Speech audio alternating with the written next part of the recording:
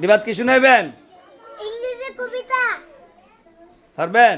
জি। দেখতে বেড়ে গিয়ে দে, বলেন তো শুনি। Thank you Allah, thank you Allah, the world is so sweet. Thank you for the food I ate.